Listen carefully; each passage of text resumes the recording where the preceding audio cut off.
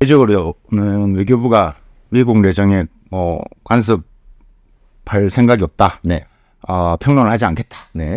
이렇게 이야기를 했는데 속은 어떨까? 이건데 전 두 가지로 이제 보는데 일단은 그냥 일반적으로 이야기할 때 바이든이 2.0일 거다라고 생각을 하지만 근데 바이든하고 중국과는 그전에 엮여 있는 게 좀 있기 때문에 그렇기 때문에 그래도 좀 살살 좀 했다라고 본다라는 거죠. 근데 해리스는 관계가 없고 또 이 법을 검사 출신이기도 하고 이제 그렇기 때문에 만약에 이제 해리스가 온다라고 했을 때 바이든보다는 좀 세지 않을까? 우리가 상상을 못할 그런 우려도 하나가 있고 두 번째는 이제 일단 뭐 외교에 대한 경험이 별로 없으니까 그러니까 이제 어떤 참모가 해리스 옆에 붙는데 그러니까 지금 중국 입장에서는 이 제이크 설리번을 딱 지목을 하거든요. 쟤가 없어야 된다. 대중국 제재의 모든 판은 제이크 설리번이 짠다. 라고 지금 보고 있기 때문에 만약에 해리스가 오면 지금 이 국가안보 보좌관의 사람이 바뀌면 이건 또 새로운 방향이 나타날 수 있겠다라는 이제 고민을 지금 하고 있죠. 일단 뭐 그런 측면이 있고 가장 큰 것은 뭐 누가 됐든 트럼프만 아니면 된다 말씀이에요. 좀 전에 말씀드렸다시피 일단 2.0으로 보기 때문에 그대로 가는데 그 강도가 참모진이 누가 들어오느냐. 그다음 이 사람이 나는 바이든하고 엮여 있는 게 별로 없기 때문에 뭐 자녀라든지 그죠? 그러니까 바이든 자녀에다 대중국 비즈니스 여러 엮여 있는 게 있기 때문에 더 심플하게 때릴 수 있다. 그럼 강도가 더 세질 수 있을 것이다. 라는 생각은 하고 있는 것 같습니다. 인권이나 이런 얘기도 더 할 법한데요, 대통령이. 그럼요. 아무래도 이제 그런 부분에서 이 해리스 부통령이 가지고 있는 이미지가 매우 강경하고 인권 뭐 이런 부분에 있기 때문에 그건 뭐 바이든 행정부에서 했던 이야기이기 때문에 같이 그렇죠. 뭐 인권 이런 부분이기 때문에 그런 부분에서 목소리는 더 강력하게 이야기를 할 것이다. 라고 이제 보고 있는데 사실 그 부분에 대해서는 중국이 이미 내성이 있기 때문에 뭐 사실 거기에 대해서는 뭐 크게 생각하지 않는 것 같고 경제적으로 어떻게 제재를 할 것이냐라는 부분들. 그런 부분에서 또 관심을 주목하는 것 같고 문제는 이제 타이완 부분이죠. 타이완. 이 타이완 부분에서 이제 어떤 스탠스를 가지느냐라는 부분들이죠. 여기서는 중국의 속내가 이제 이런 부분들이죠. 만약에 이제 그 타이완 문제를 놓고 본다 했으면 바이든보다는 혹은 해리스보다는 트럼프가 좀 나올 수 있을 것이다. 왜냐하면 계속 지금 방위 분담 이야기를 하고 있고 뭐 딜만 잘하면 뭐 이제 뭐 자기 미군 희생을 하면서 투입은 안 할 거니까 훨씬 더 우리가 이 타이완 문제에서는 조금 더 우리가 유연성 있게 좀 우리가 좀 끌고 올 수 있지 않을까라는 그런 생각을 갖고 있죠. 근데 만약에 이제 첨단 산업 제재 이런 부분에서는 이제 뭐 아무래도 이제 뭐 트럼프 부분들이 조금은 뭐 바이든보다 약할 거다라고 생각을 하는 측면이 있죠. 하지만 트럼프가 돌아왔을 때 우리가 그러니까 트럼프 2.0의 시대는 제가 이제 강조를 하는 게 뭐냐면 바이든이 좋은 것은 가져오기 때문에 그러니까 1.0의 트럼프를 생각하면 절대 안 된다. 절대 안 된다. 이미 봤기 때문에 어느 게 먹힌다는 걸 봤기 때문에 먹혔던 부분만 쏙쏙 뽑아오고 이제 관세를 때리기 때문에 이제 묶고 더블로 가는 게 강할 거다. 그래서 지금 사실 중국도 매우 당황스럽게 해리스가 오는 부분에서 그래서 전반적인 포커스는 그래도 지금 트럼프에 대한 준비를 더 많이 하고 있고 그런 측면에서 이제 뭐 이번에 뭐 산둥 전했던 기술 자립에 대한 이야기 모든 게 이제 그런 측면에 좀 방향성을 가지고 있는 것 같습니다. 일단은 양당에 대한 중국에 대한 이미지를 좀 볼 필요가 있어요. 일단은 최근에 올해 3월 달인가 미국 갤럽 조사에서 보면 뭐 한 젊은이들 조사를 했는데 한 42% 정도가 미국의 가장 큰 적으로 중국을 생각을 하고 있죠. 요거는 이제 2023년 대비 약간은 줄어들긴 했어요. 중요한 것은 민주당은 이제 지지층은 중국을 최대 적으로 보는 게 지금 올 3월 달 갤럽 조사입니다. 한 18%. 근데 공화당은 몇 프로일 것 같아요? 공화당 지지층이 보는, 그러니까 미국의 가장 큰 적이 중국이다라고 응답한 퍼센테이지가 67%. 네. 완전히 다르죠. 그러니까 기본적으로 공화당이 더 강력하게 중국을 제재를 하는 것에 대해서는 명확하다. 그렇기 때문에 경제적으로도 당연히 이제 공화당이 더 강력하게 제재를 할 것이고, 특히 트럼프가 들어오면 더 강력하게 접근한 방법을 할 거라고 생각이 듭니다. 일단은 뭐 정당에 대한 부분들도 부분들이고, 두 번째 이제 그 인물에 한다라고 했을 때, 제가 볼 때 중국이 트럼프가 대중국 제재에 대한 부분에서는, 제가 아까 바이든의 좋은 걸 가지고 온다고 했죠. 그러니까 민주당 그러니까 해리스가 지금 보는 부분에 있어서는 아무래도 이제 이 부분은 그대로 지금 뭐 바이든에 의해서 그대로 승계를 할 겁니다. 우리가 말하는 그 셸리번이 이야기했던 전력 승수 효과라고 그랬죠. 근데 세 가지의 첨단 기술 영역들, 컴퓨팅 관련된 기술들, 반도체, AI, 양자 이런 것.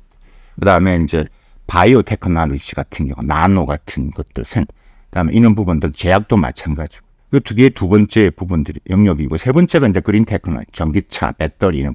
요 세 가지가 이제 이게 나머지를 바꿔버리는, 그러니까 승수 효과가 10배 이상 커져버리는. 그러니까 요거를 막아야 된다. 그러니까 이 부분에서는 그 누가 되든 똑같은데, 트럼프가 돌아오면 이거 플러스 이제 일반 대중 상품까지도 제재를 더 강화해 버리기 때문에 이 민주당 바이든 해리스의 측면이라면, 우리가 잘 아시는 디커플링과 디리스킹이 같이 있었다라면, 트럼프는 디리스킹은 아예 일단 완전히 빼놓고 시작을 할 것이다.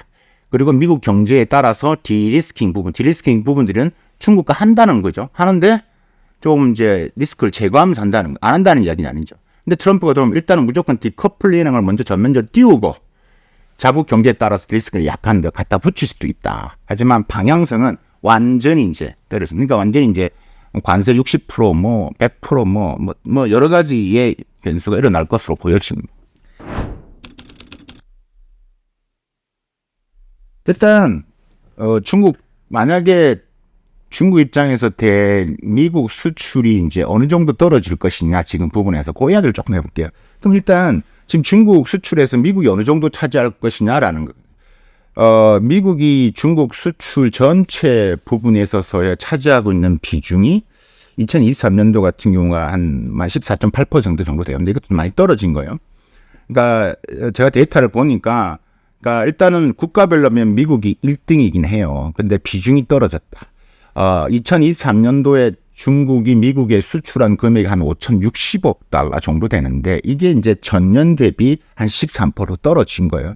그러니까 전체 수출에서 미국이 차지한 비중이 아까 말씀드렸다시피 한 2018년도 정도에는 한 19.2%, 그러니까 미국 수출의 거의 5분의 1을 미국이 차지하고 있었는데, 점점 떨어져서 이제 지금 2023년 기준으로 14.8%까지 가장 하락폭이 떨어졌던 게 이미 많이 좀 줄고 있습니다. 줄고 있기 때문에. 근데 어디가 늘어나면 뭐 지금 미국 수출뿐만이 아니라 뭐 우리가 잘 아는 일본, 한국도 그렇고요. 뭐 독일도 그렇고 다 떨어졌습니다. 근데 중국이 하지만 그 상황에서도 작년에 수출이 거의 0.2% 정도를 막 성장했던 이유는, 가까스로 했던 이유는 미국 수출이 떨어진 대비 이제 아세안 비중이 늘어났고요. 네. 러시아 수출이 얼마 정도 늘어날 것 같습니까?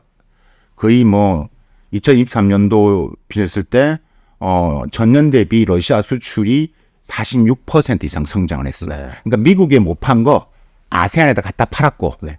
그다음에 유럽도 떨어졌거든요. 그 아세안 팔았고, 그다음에 우리가 아프리카, 남미. 그래서 지금 시진핑이 계속 이야기하는 게 뭐예요? 글로벌 사우스예요. 글로벌 사우스를 해가지고 계속 키워서 내가 팔아야 된다는 거죠. 그래서 어쨌든 미국이 떨어지는데, 미국 수출이 떨어지는데 누가 이런 말씀은 또 하시죠. 만약에 미국 수출이 떨어지면 중국 성장률에 많이 마이너스가 될 거다. 그런데 저는 그 부분에서는 조금은 반대되는 생각을 갖고 있는 게 뭐냐면, 말씀드렸다시피 지금 비중이 많이 줄어들고 있고, 네. 중국이 이미 이제 미국과의 이런 디커플링, 이런 영역에 대해서도 이미 준비를 하고 있다. 그래서 아까 말씀 글로벌 사우스의 볼륨을 키우고 있고, 그 말씀을 드렸고, 또 우리가 이제 중국 GDP를 이야기할 때 GDP의 순수출, 투자, 소비 어느 정도 공헌도를 했냐라고 이제 봤을 때, 여전히 2023년도는 소비가 안 되지만 그래도 한 80% 정도가 소비의 기여도가 큽니다. 다음에 투자가 한 20%. 그 다음에 순수출이 중국 경제 성장의 그러니까 기여도가 매우 낮다라는 거죠. 그래서 중국 GDP를 낮추는 것은 수출 영향도 있지만 예전처럼 그렇게 높지 않고 결국은 중국인들이 소비를 해줘야 되는 거예요. 그게 더 크다. 그게 안 되면 지금 GDP 최근에 4.7 나왔지만 2분기 하반기도 힘들어지는 거죠. 그래서 미국 수출 영향이 있지만 이게 중국 경제 GDP를 반으로 떨어뜨릴 정도까지는 저는 보지는 않는다. 이렇게 이제 전망을 하고 있습니다. 최근에 이제 그 네이처 인덱스 지수라는 거, 세계에서 가장 유명한 이제 가장 자연 과학 쪽 이런 논문들 관련 145종의 논문 수를 봤을 때, 그러니까 작년까지만 해도 이제 우리가 말하는 물리, 화학 정도만 중국이 미국을 앞서가 논문 수가 앞서가 나갔는데 올해는 종합 점수에서 미국을 처음으로 앞섰다라는 거 아니겠습니까? 그래서 어쨌든 세계 최고의 이런 과학 전문지이기 때문에 그래서 여기서 왈가왈부합니다. 미국 내에서도 어떤 이야기가 나오냐면 양적으로 많다고 해서 중국의 기술력이 올라가는 게 아니야. 근데 우리가 이야기를 할 때 보통은 이제 그러니까 우리가 과학 기술을 이야기할 때 지표는 결국은 과학 논문과 논문 지표를 이야기를 많이 하고, 기술 혁신을 이야기할 때는 우리가 PCT 특허를 이야기를 많이 하거든요. 그래서 우리가 객관적인 부분에서 나오는 이런 평가나 이런 것들에 보면 중국의 이런 기술의 테크의 성장은 우리가 인정할 건 인정을 해야 된다라고 이제 말씀드릴 수 있을 것 같고요. 제가 강조하는 게 작년에 미국 국무부가 펀딩을 해서 44가지의 이런 하이테크놀로지 조사를 했지만 충격적이었잖아요. 37가지 정도에서 미국과 중국 간의 이런 기술 경쟁력, 이런 하이테크, 그러니까 우리가 말하는 키 테크놀로지라는 표현을 썼는데, 그래서 매우 미국과 중국 간의 매우 경쟁이 치열하다라는 부분들이 자기들의 조사에서 나온 거기 때문에, 그래서 제가 아까 말씀드렸던 제이크 설리번이 이야기하는 이 전력 승수 효과에 대한 이 3가지 영역의 첨단 산업은 무조건 중국을 막아야 되고, 무조건 같이 가면 안 되고, 내 동맹국들 파트너 국가는 절대 같이 가면 안 되고, 이게 이제 핵심인데, 바이든 행정부에서는 이걸 그래도 어느 정도 순공실 공간을 줬는데 트럼프가 오면 한국한테 이제는 공간을 안 준다. 네가 할래 말래? 동참할래 말래? 안 하면 네가 다른 걸 해야 돼. 이게 협상이 여러 가지가 가는 거예요. 지금 우리가 주한미군 지금 비용 이야기도 하는 거지만 다 연장성산에서 딜을 할 거라고. 그러니까 이제 돌려서 이야기를 했다라면 지금 아예 직설적으로 안 하면 되게 힘들걸? 이렇게 간다는 거죠. 예. 그게 이 바이든 때는 못했던 거야. 나는 해. 그렇게 되니까 자꾸 바이든 때 구멍이 생기잖아. 무슨 허가증을 주고 반도체 하는데 맨날 허가증 주고, 그러니까 퀄컴이나 인텔이나 팔 건 다 팔고 다 있고 돈은 다 벌 건 벌고 있잖아. 예. 그렇기 때문에 이것을 더 강하게 요구를 하는 거죠. 그러니까 많이 복잡해지는 거야 지금. 그러니까 시나리오가 지금 우리가 해리스 이야기하고 미국 중국 이야기했지만 이게 또 결국은 한중, 또 한미에서 스토리가 딱 이어질 수밖에 없는.